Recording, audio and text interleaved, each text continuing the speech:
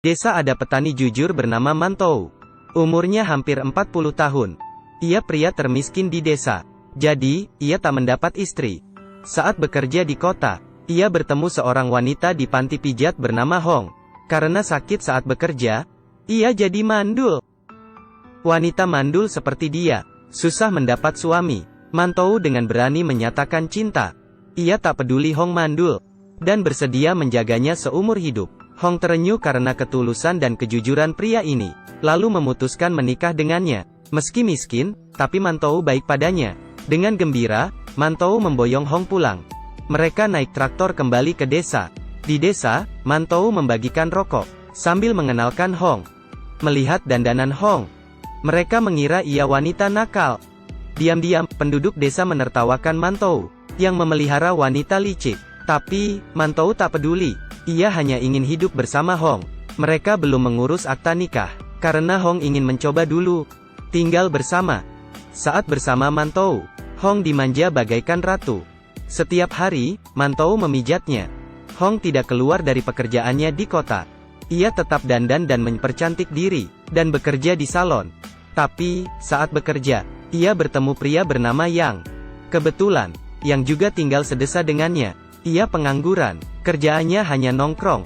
Melihat Hong yang cantik, yang sangat cemburu pada Mantou, yang jelek dan miskin, tapi bisa menikahi Hong.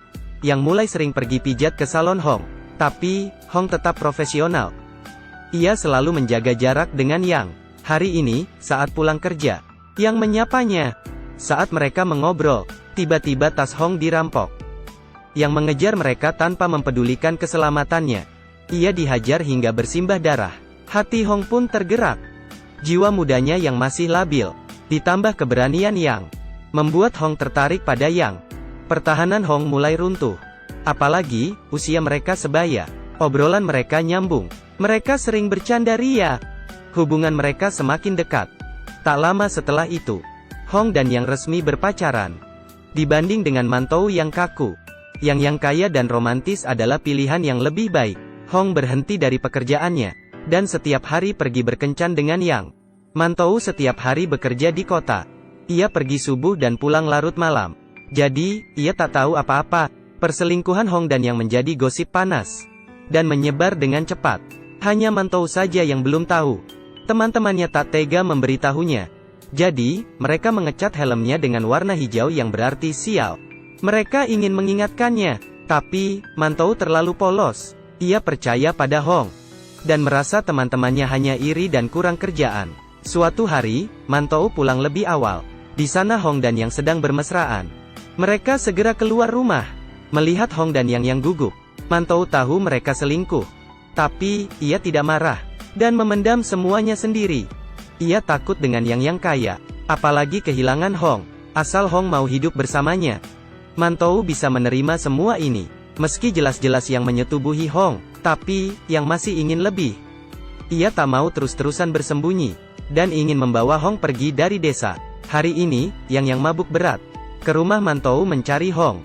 Tapi, Hong sedang keluar. Hanya Mantou yang di rumah, yang memprovokasi Mantou. Hong hamil anakku, jadi, berikan Hong padaku. Dengan tenang, Mantou menjawab, tidak mungkin, Hong mandul.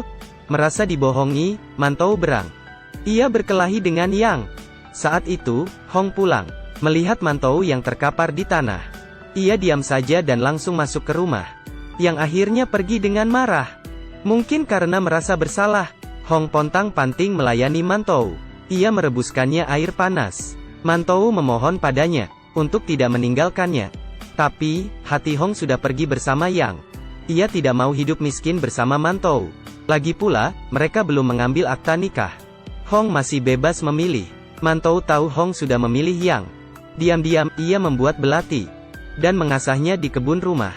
Malamnya, turun hujan deras. Mantou memakai jas hujan dan duduk di luar. Di sana ia bertemu Yang sedang teler. Yang kurang ajar memprovokasi Mantou lagi. Mantou tak tahan, dan menghujamkan belatinya. Esoknya, Yang ditemukan tewas. Polisi datang dan menyegel TKP. Setelah Yang tewas, Mantou membawa Hong pergi ke kota. Mereka mengambil akta nikah, dan pergi foto studio. Hong tak punya pilihan sekarang. Ia cuma bisa bersama Mantou sekarang. Tapi, belum lama mereka menikah, polisi menangkap Mantou. Di sana juga ada seorang pria, yang merupakan penggembala di desa. Setelah penyelidikan, Mantou bukanlah pembunuh yang sebenarnya. Saat panik, Mantou hanya menikam beberapa kali, tapi tak melukai organ vital. Yang membunuh yang adalah palu di tangan pria itu. Di desa, yang selalu membuat masalah karena merasa kaya.